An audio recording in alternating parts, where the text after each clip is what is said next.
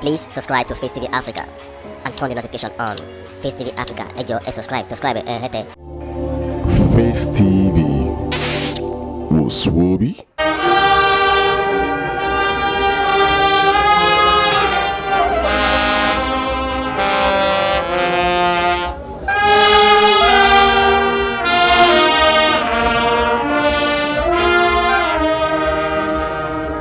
Praise God. Hallelujah. Praise God. Hallelujah. Praise God. Hallelujah. We are going to pray.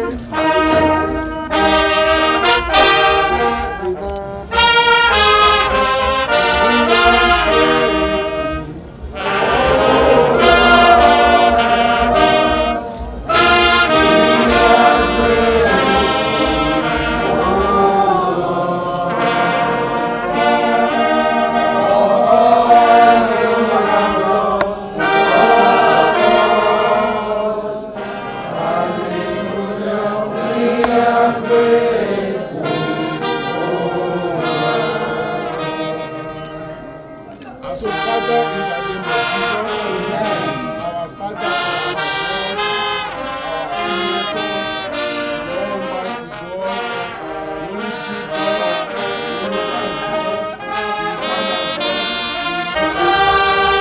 God, God, this is the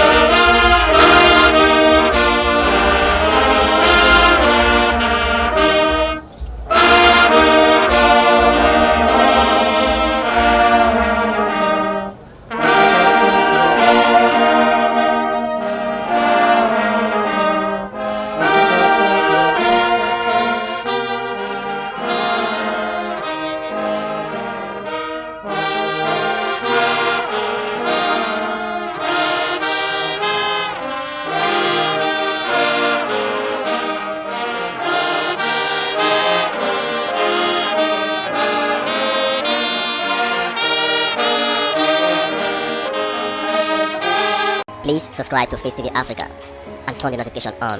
Face TV Africa, ẹ jọ̀ọ́ ẹ subscribe, hete. Face TV was Swoby.